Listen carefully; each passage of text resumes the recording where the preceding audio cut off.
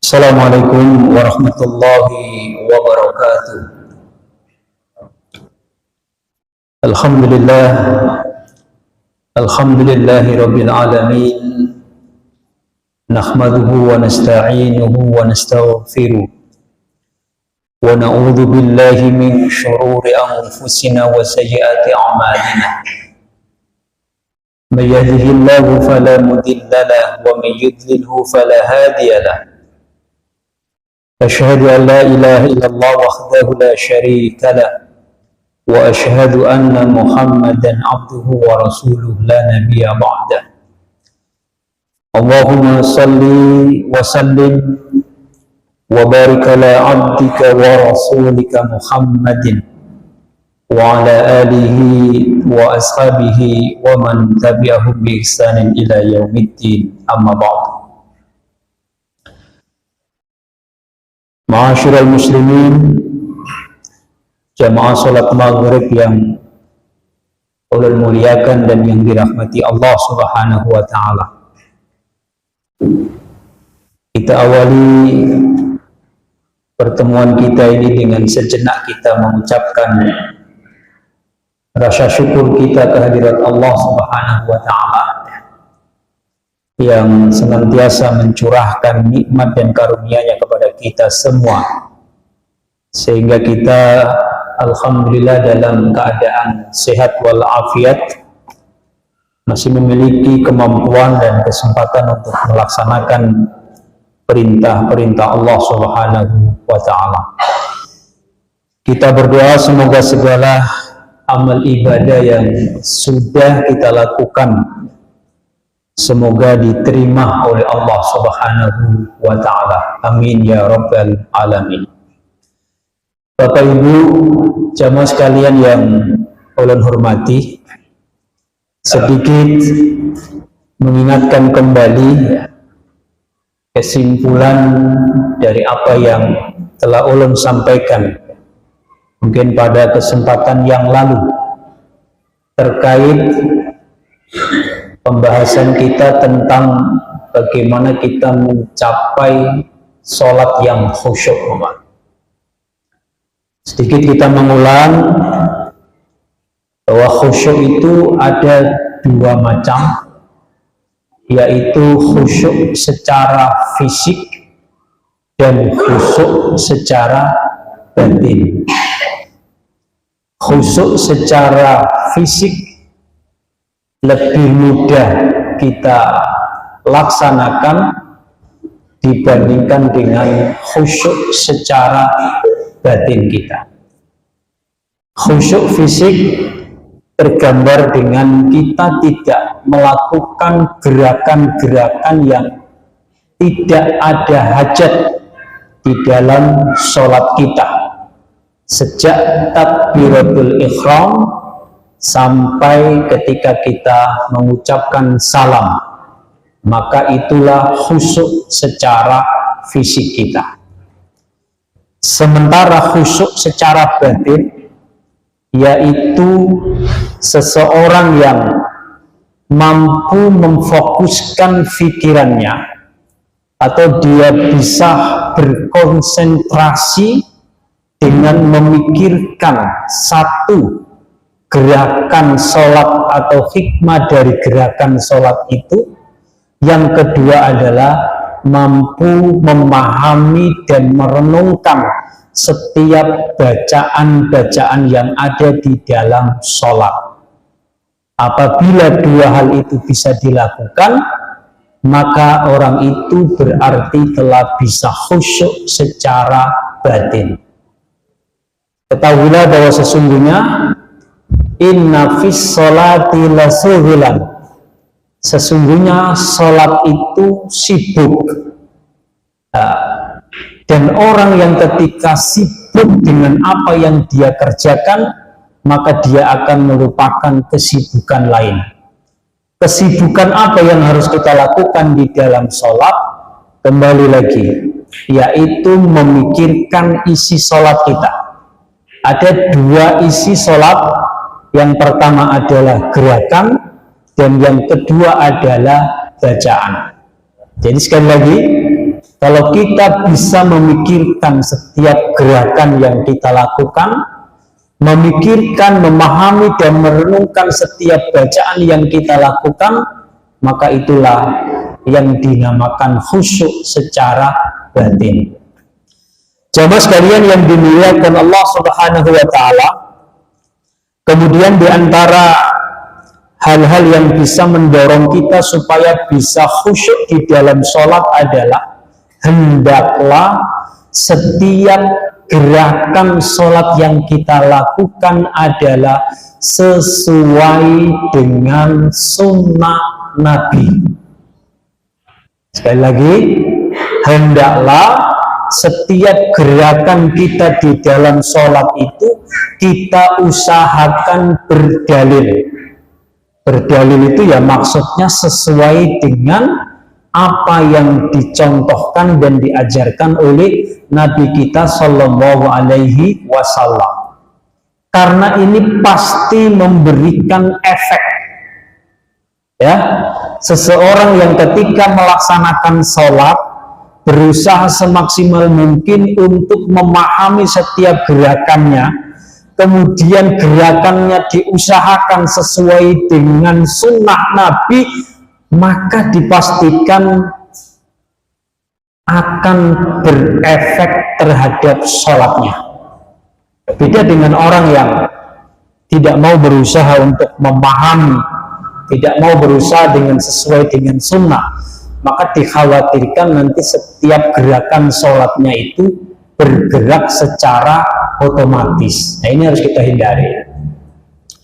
Kemudian selanjutnya, yang bisa kita lakukan supaya sholat kita khusyuk adalah hendaklah kita bisa melakukan ihya'us sunnah.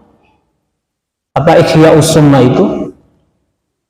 Menghidupkan sunnah. Maksud menghidupkan sunnah itu, hendaklah kita itu tidak hanya hafal satu bacaan saja. Seperti contoh doa iftitah. Doa iftitah itu kan ada beberapa macam.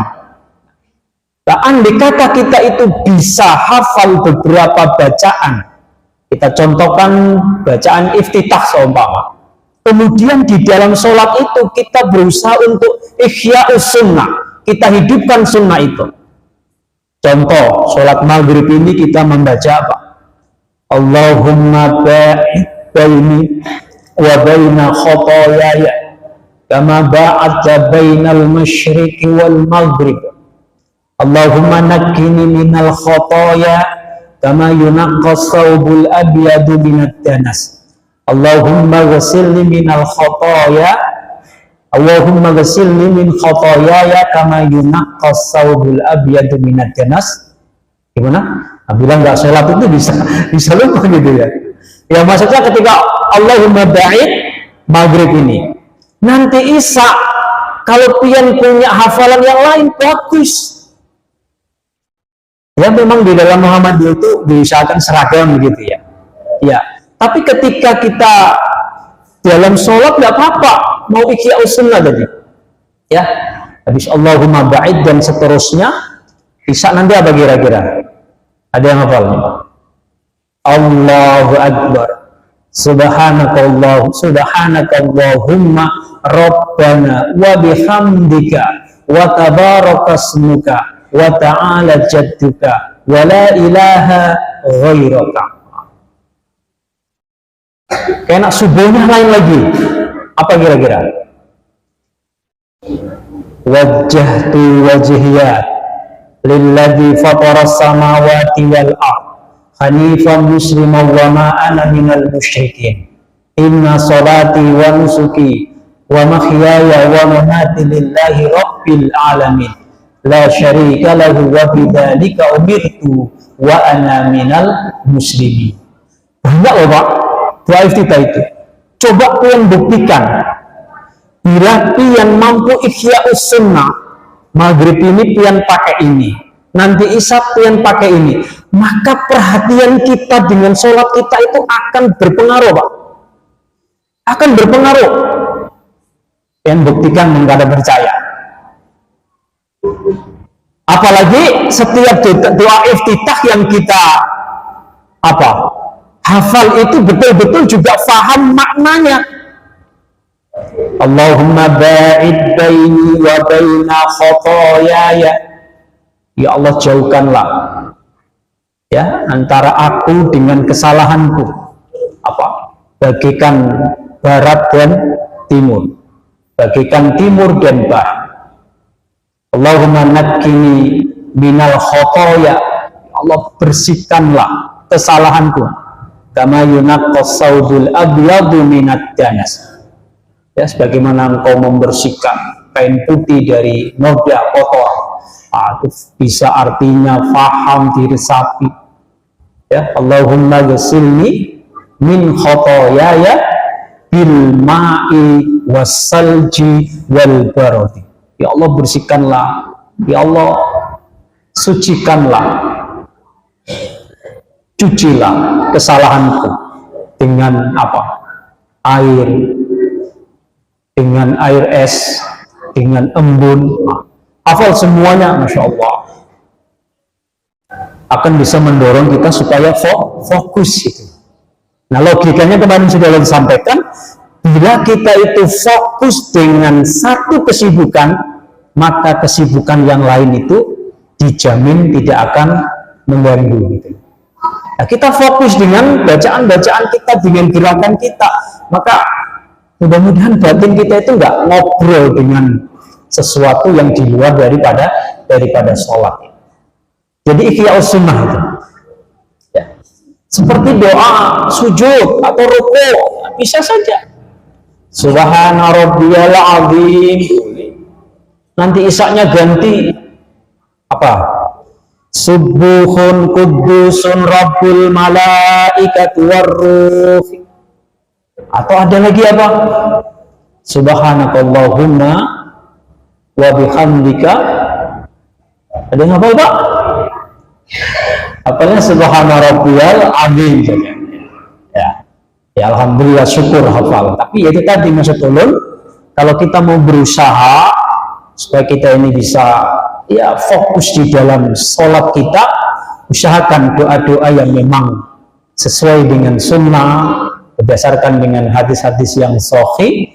Ya, alangkah bagusnya kita hafal. Kemudian itu kita hidupkan di dalam sholat kita. Jamaah sekalian yang dimuliakan Allah Subhanahu wa Ta'ala. Kemudian hal penting lagi yang bisa mendorong kita supaya sholat itu bisa khusyuk adalah harus kita perhatikan tumaknina kita. Nah, ini mohon maaf nih, ya, kalau berbicara dengan tumaknina itu sangat sulit sekali. Apalagi kalau kita itu sudah terburu-buru, ya toh, terburu-buru dengan ada hajat lain, takut ketinggalan pesawat atau apa dan lain sebagainya. Yang jelas kan sebelum sholat kita harus bisa memperkirakan gitu loh, tertinggal pesawat atau enggak, kan bisa kita memperkirakan supaya sholat kita itu betul-betul bisa tumaknina. Tidaklah mungkin kita bisa khusyuk kalau sholat kita tidak bisa menghadirkan tumaknina.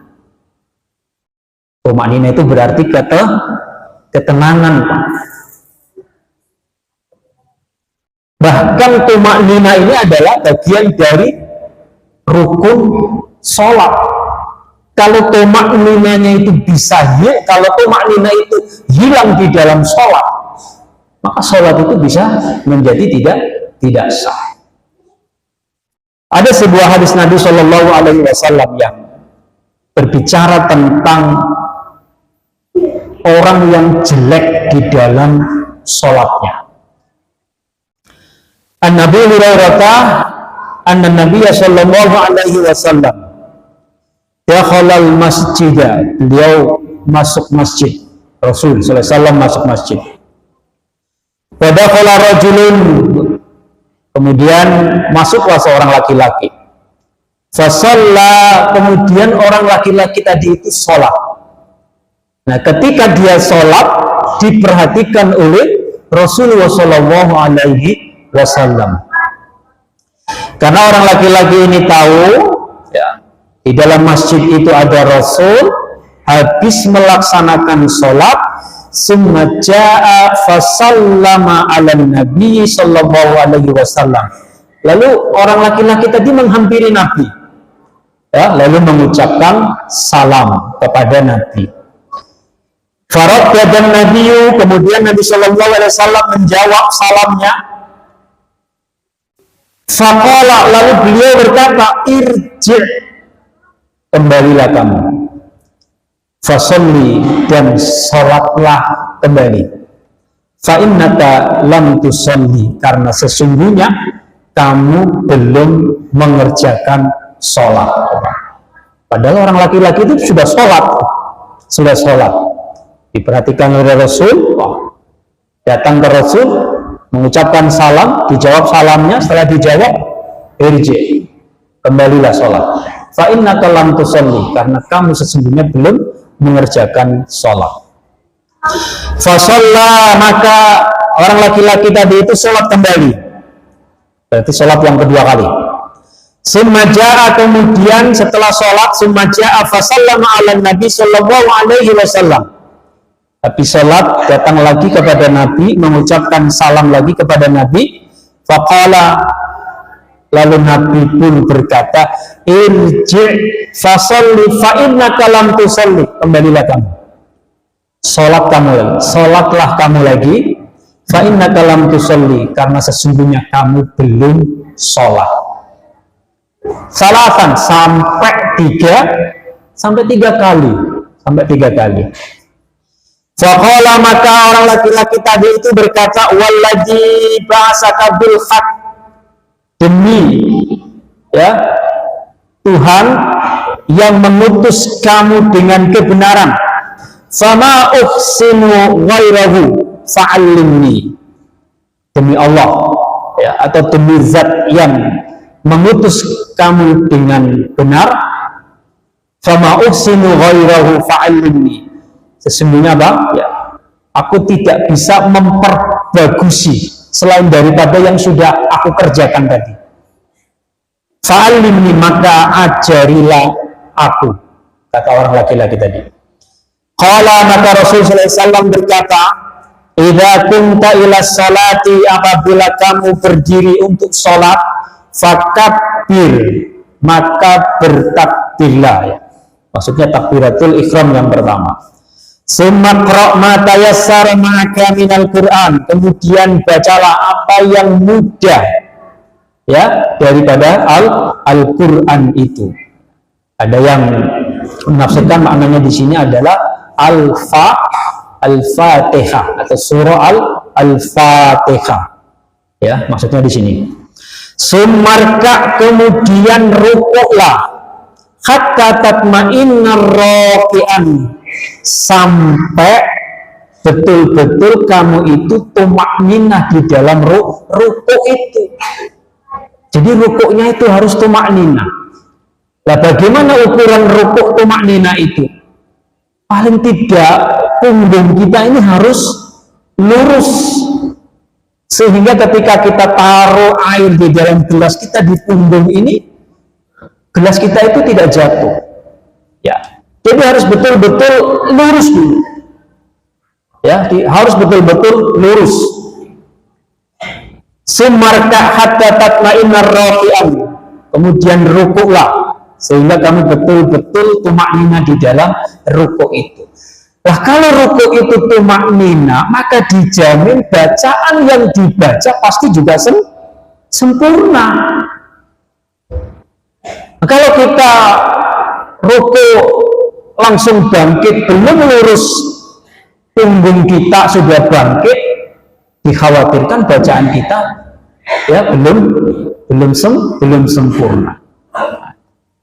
Jadi harus betul-betul tenang, tumaknina, supaya kita bisa meresapi gerakan yang kita lakukan sekaligus meresapi bacaan doa sujud tadi, doa rukuk tadi, subhana rabbiyal azim.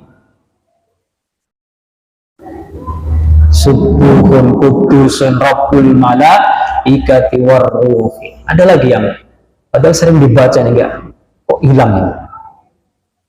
Ustaz, didiamin apa sih? Subhanakallahumma rabbana wa bihamdika Allahumma firli. Wah, itu luar biasa ya. Subhanakallahumma, maha suci engkau ya Allah. Ya, subhanakallahumma rabbuna, subhanakallahumma rabbana, ya Allah ya Tuhan kami. Bihamdika, dengan memujimu. Apa? Allahumma ghfirli, ya Allah ampunilah aku. Coba. Dibaca, diresapi. Karena di dalam sholat itu kan doa memang. Isinya kan doa itu. Nah, itu tadi yang maksudkan, baca ini, baca ini, baca ini. Supaya kita enggak subhana rabbiyal azim saja. Yang lain usahakan kita hafal, lalu kita bisa ihya sunnah, menghidupkan sunnah Nabi. Lanjut, sumarfa, kemudian bangkitlah ya dari rukuk atau i'tidal hatta ta'tadila qa'iman, sehingga kamu itu bujur-bujur apa? Sempurna posisi berdiri. Ya. Semasjud, kemudian sujudlah hatta tatma'inna sajidan, sampai betul-betul kita itu tumaknina di dalam sujud. Sumarfa, kemudian bangun hatta tatma'inna jalisan, sampai sehingga kamu betul-betul duduk dalam keadaan tumaknina.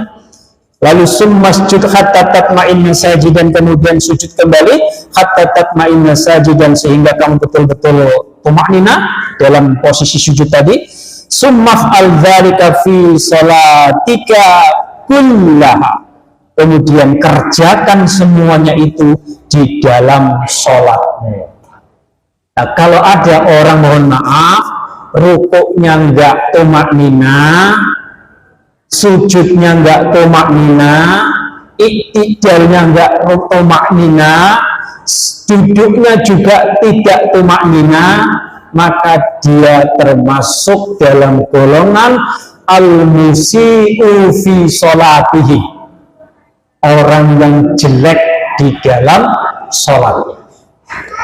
Bahkan ada yang berpendapat berdasarkan hadis ini, orang yang tidak ada tumakninanya itu sholatnya bisa tidak sah. Nah, biasanya kalau di puasa nanti itu ada sholat super kilat, berapa menit selesai sholat. Namun kita ikut itu bisa pusing kepala kita. Ada kalau kita mengumpatin kayak itu, ya bisa. Itu. Bagaimana itu hukumnya? Ya kalau kita berdasarkan dengan hadis ini ya jelas. Di mana letak tumakninahnya? Tidak ada. Tumakninah di dalam bacaannya juga tidak ada. Tumakninah di dalam gerakannya juga tidak ada. Seperti itukah kita menghadap Allah? Pada hikmah ketika kita berdiri, hikmah ketika sholat kita itu berdiri menghadap kiblat, bahwa kita itu menghadap Allah. Yang kita renungkan, yang kita bayangkan adalah kita itu berdiri menghadap Allah, dan Allah memperhatikan kita. Sehingga ketika kita sholat itu tidak pilih toleh kanan, toleh kiri, ngadep ke atas, tapi betul-betul sikap tunduk kita hadirkan dengan melihat tempat sujud kita. Itu sebuah perenungan hikmah daripada diperintahkan kita hafidhu ala sholawati wassalatil wusta wa qumu lillahi qanitin. Hikmah daripada berdiri tadi. Coba sekalian yang dimuliakan Allah Subhanahu wa taala. Ada juga hadis lain yang mengatakan bahwa orang yang ketika sholat lalu ruku, sujud tidak bisa dilakukan dengan tumaknina, maka dia disebut di dalam hadis ini adalah sejelek sejelek-jeleknya pencuri. Coba. Padahal pencuri itu jelek, tapi ini sejelek-jeleknya pencuri. Pencuri itu sudah jelek, tapi ini sejelek-jeleknya pencuri. Berarti jelek benar. Siapa yang sejelek-jeleknya pencuri itu? Kata Rasul SAW, aswa'un nasi sarikotan, sejelek-jelek manusia yang mencuri, atau sejelek-jeleknya pencuri, alladzi yasriku min sholatihi, yaitu orang yang mencuri di dalam sholatnya. Qalu, mereka berkata, para sahabat berkata, ya Rasulullah, wahai Rasul, wa kaifa yasriku min sholatihi, bagaimana seseorang kok bisa dikatakan mencuri di dalam sholatnya? Apa jawaban Rasul?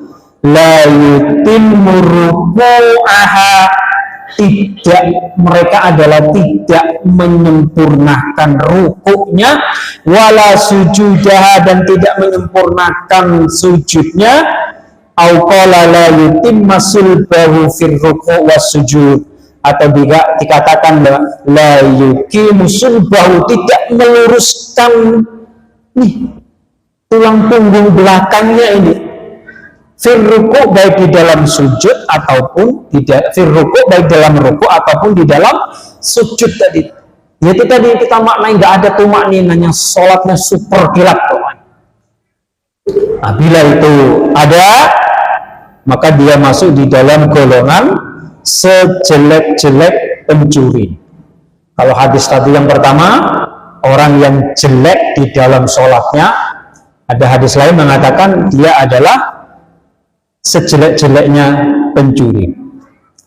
Ditegaskan lagi di dalam hadis Nabi, rawa Ahmad tadi, ini rawa Abi Syaibah wa Tabrani, lau mata ala hadha khalihi, andai kata orang yang sholat yang seperti itu tadi tidak bisa menyempurnakan rukuknya, tidak bisa menyempurnakan sujudnya, andai kata dia itu mati ala khalihi, termasuk dalam keadaan kondisi yang demikian, maka ala ghairi millati sallallahu alaihi wasallam, maka dia mati tidak berada di atas agama Nabi sallallahu alaihi wasallam. Kenapa? Karena sholatnya tidak seperti sholat Nabi. Padahal Nabi memerintahkan fasallu kama ra'aitumuni usolli. Kan kita diperintahkan supaya sholat ini sesuai dengan sholatnya Nabi. Bagaimana sholatnya Nabi? Yaitu Nabi tumaknina di dalam sholatnya, baik ketika ruku, sujud, i'tidal, ataupun termasuk duduk. Coba sekalian yang dimuliakan Allah Subhanahu wa Ta'ala, ada hadis lain supaya kita betul-betul memperhatikan semua gerakan kita di dalam sholat, ya, supaya tumaknina. Hadis Nabi Sallallahu Alaihi Wasallam diriwayatkan Imam Ahmad dan Abu Dawud dan lain-lain, la tujzi'u sholatul rajuli, tidaklah diberikan pahala sholatnya seseorang hatta yuqima dhahrahu, sehingga dia bisa meluruskan punggungnya, fir ruku' was sujud, di dalam ruku' dan di dalam sujudnya. Jadi ini penting sekali, Bapak Ibu sekalian yang Allah muliakan. Jadi tumaknina ini sangat penting sekali, ya. Jadi tidaklah mungkin kita bisa khusyuk manakala kita tidak mampu menghadirkan tumaknina di dalam sholat kita itu. Coba sekalian yang dimuliakan Allah Subhanahu wa Ta'ala, jadi itulah beberapa upaya kiat berdasarkan dari hadis Nabi Sallallahu Alaihi Wasallam bagaimana kita bisa menghadirkan khusyuk. Ada beberapa catatan tentang khusyuk di dalam sholat. Yang pertama, tentang pujian Allah terhadap orang yang khusyuk. Qad aflahal mu'minun alladzina hum fi sholatihim khashi'un. Sungguh beruntunglah orang-orang, ya, beriman itu, yaitu orang-orang yang mereka khusyuk dalam sholatnya. Jadi khusyuk bisa berarti tumakninah, khusyuk bisa berarti fokus, khusyuk bisa berarti apa? Konsentrasi, ya. Nah, itu makna khusyuk.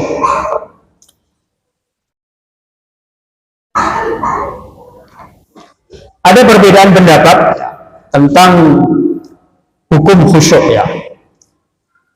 Sebelumnya kita sampaikan bahwa banyak ayat yang ketika Allah memuji tentang orang-orang yang khusyuk, maka berarti kebalikannya, orang-orang yang tidak mampu khusyuk di dalam sholatnya, maka dia adalah orang-orang yang tercela. Jumhur ulama berpendapat bahwa khusyuk hukumnya anjuran dan tidak wajib. Tapi ini pendapat, ya, jumhur ulama.